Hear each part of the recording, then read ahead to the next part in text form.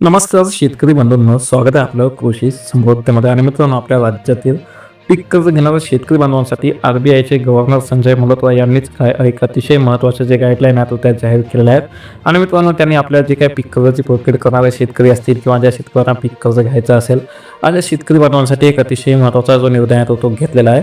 आणि मित्रांनो, त्या निर्णयामुळे आपल्या राज्यातील लाखो शेतकरी बांधवांना, जे शेतकरी पीक कर्ज घेणार आहेत किंवा जे वेळेवर पीक कर्जाची परतफेड करणारे शेतकरी आहेत, त्यांच्यासाठी हा एक अतिशय महत्त्वाचा निर्णय आहे. तो त्यांना मोठा फायदा याचा होणार आहे. खास करून भारतीय रिझर्व्ह बँक म्हणजेच की भारतीय रिझर्व्ह बँकेने किसान क्रेडिट कार्ड योजनेबाबत बँकांना लवकरच सुधारित मार्गदर्शक तत्त्वे जारी करणार आहेत. आणि शेतकऱ्यांना कर्ज घेताना येणाऱ्या अडचणी येऊ नयेत आणि त्या शेतकरी बांधवांना वेळेवर पैसे मिळावेत, यासाठी या योजनेसाठी नवीन मार्गदर्शक तत्त्वे जे आहेत ते जारी केले जाणार आहेत, असं आरबीआयचे गव्हर्नर संजय मल्होत्रा यांनी नुकतंच सांगितलं आहे. आणि या निर्णयाचा फायदा आपल्या राज्यातील शेतकरी शेतमजुरांना होणार आहे.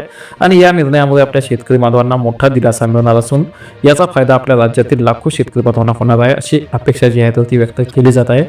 कारण की मित्रांनो, या प्रस्तावित मार्गदर्शक तत्वांमध्ये पीक हंगामाचे मानकीकरण, किसान क्रेडिट कार्डची वैधता 5 वर्षावरून 6 वर्षापर्यंत वाढवणे आणि प्रत्येक पीक कापणी हंगामासाठी कर्जाचे प्रमाण ठरविण्याच्या पद्धती आणि जे काही पैसे काढण्याची कमाल मर्यादा आहे, तर या सर्व गोष्टी सुसंगीत करणे अधिक गोष्टींचा यामध्ये समावेश असणार आहे.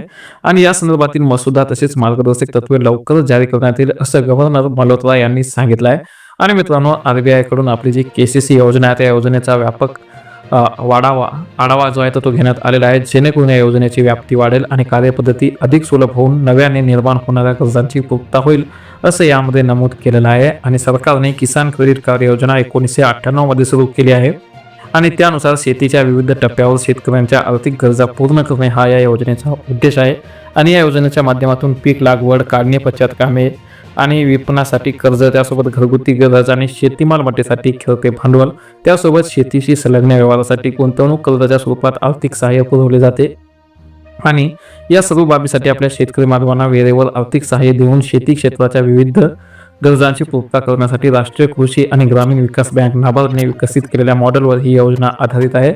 आणि मित्रांनो, एसबीआयच्या माहितीनुसार किसान क्रेडिट कार्ड धारक शेतकरी बांधवांना जे आपलं अगोदर 2 लाख रुपयापर्यंतच्या कर्ज मर्यादेसाठी शेतकऱ्यांना तालन शुल्क जे आहे ते माफ आहे.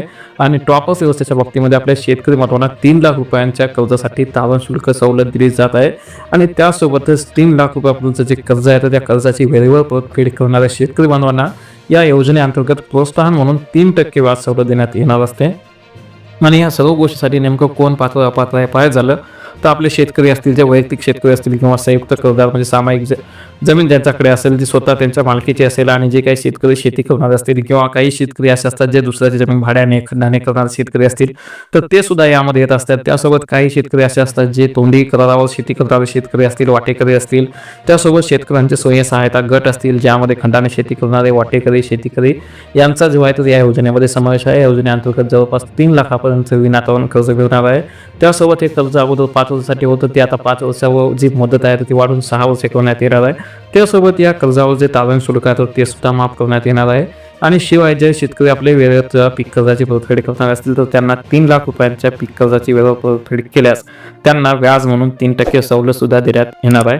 तर एक अतिशय महत्त्वाची माहिती आहे. आणि या योजनेत ज्या काही गाईडलाईन जारी होणार आहे तर त्या येणाऱ्या व्हिडिओमध्ये आपल्याला करण्यात येतील. त्यासाठी जर नवीन असाल तर नक्की सबस्क्राईब करा. धन्यवाद.